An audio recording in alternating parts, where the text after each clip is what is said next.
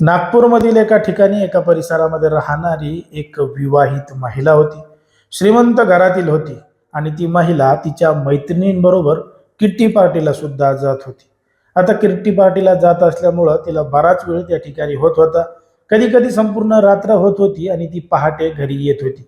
आता श्रीमंत महिला असल्यामुळं तिचा नवरा सुद्धा श्रीमंत होता आणि ती कधी येते कधी जाते याच्याकडे जास्त काही लक्ष देत नव्हता.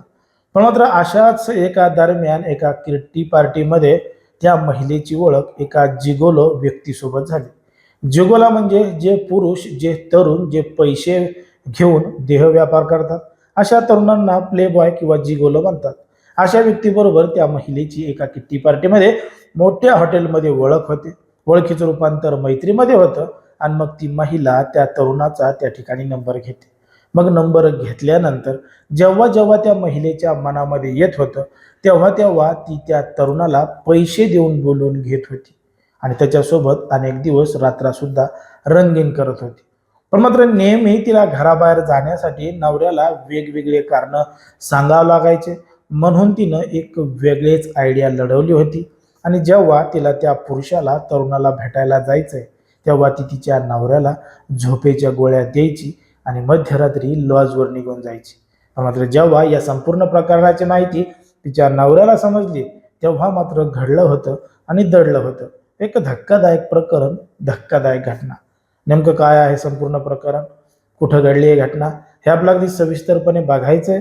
पण जर तुम्ही अजूनही आपलं चॅनल सबस्क्राईब केलं नसेल तर लगेचच करून घ्या आणि बाजूला असणाऱ्या बेल नोटिफिकेशनला सुद्धा ऑन करायला विसरू नका.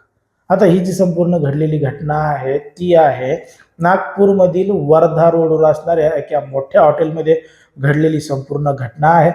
कारण की नागपूरमधल्याच एका ठिकाणी एका परिसरामध्ये राहणारी एक श्रीमंत महिला आहे. ती तिच्या मैत्रिणींबरोबर, महिलांबरोबर ती किट्टी पार्टीला जात होती आणि मौज मजी मस्त्या तिच्या मैत्रिणींसोबत करत होती. अशाच एका किट्टी पार्टीमध्ये दिल्लीवरून काही त्या ठिकाणी प्लेबॉय आणि इस्कॉट सर्व्हिस देणारे काही जिगोलो तरुण पुरुष सुद्धा आले होते. मग त्याच दरम्यान या महिलेची त्या तरुणासोबत ओळख झाली. तिनं त्याचा नंबर घेतला आणि नंबर घेतल्यावर यांचं भेटणं गाठणं सुरू झालं. सुरुवातीला ही महिला तिच्या घरी नवऱ्याला सांगायची की मैत्रिणीनं असा कार्यक्रम ठेवलाय, मैत्रिणीच्या घरात असा कार्यक्रम आहे, आज असा आहे तसं आहे म्हणून वेगवेगळी कारणं देऊन त्या तरुणाला भेटायला बोलवत होती. पण मात्र तो जो जिगोला आहे तो त्या महिलेला फुकट भेटायला येत नव्हता. तिला त्याचं विमानाचं तिकीट दिल्ली ते नागपूर त्याला अगोदर बुक करून द्यावं लागायचं आणि त्याची जी काही रक्कम आहे 50,000 1,00,000 रुपये तो तिच्याकडून अगोदरच घ्यायचा. अशा पद्धतीनं तो पैसे घेऊन या महिलेला अशा पद्धतीनं खुश करायचा आणि बघता बघता हा प्रकार त्या ठिकाणी मोठ्या प्रमाणात वाढला. मग प्रकार एवढ्या मोठ्या प्रमाणात वाढला की त्या महिलेला तिच्या नवऱ्यापेक्षा आता तो जिगोलच मोठ्या प्रमाणात आवडू लागला. म्हणून ती तिच्या नवऱ्याला संध्याकाळी झोपेच्या गोळ्या देऊन आणि तो झोपी गेल्यानंतर बाहेरून घराचं दार लावायची, मध्यरात्री घराच्या बाहेर निघायची आणि थेट मोठ्या हॉटेलमध्ये जाऊन त्याच्याभर रात्रभर त्या ठिकाणी थांबायची आणि सकाळी पहाटेच्या सुमारास नवरा उठायच्या अगोदर घरी पुन्हा वापस यायची आणि जणू काही घडलंच नाही असं त्या ठिकाणी दाखवायची. असा सगळा प्रकार वाढल्यानंतर तिच्या नवऱ्याला तिच्यावर संशय येऊ लागल्यानंतर त्यानं काय केलं, तिच्या गाडीमध्ये GPS यंत्र बसवलं. म्हणजे ती कुठं गेली, काय गेली, त्या GPSद्वारे तिचं लोकेशन ट्रेस होतं. म्हणून त्यानं तिच्या गाडीमध्ये GPSचं लोकेशन बसवलं. आता ते लोकेशन बसवल्यानंतर एक दिवस अशाच पद्धतीनं ही महिला नवऱ्याला झोपेच्या गोळ्या देऊन मध्यरात्री घरातून निघून गेली आणि ती त्या ठिकाणी लॉजवर पोहोचली. इकडं आता नवरा सण झोपलेला होता. बाजूच्या रूममध्ये त्या महिलेची मुलगी सुद्धा झोपलेली होती.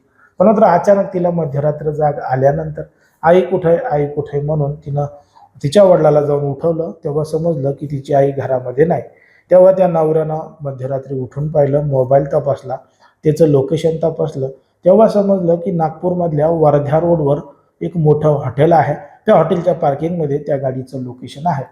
आता हे लोकेशन त्याला मिळाल्यानंतर त्यानं त्या ठिकाणी धाव घेतली, जवळच्या काही लोकांना बोलवलं आणि ज्या रूममध्ये तिच्या नावानं ज्या ठिकाणी रूम बुक आहे त्या रूममध्ये तो पोहोचला.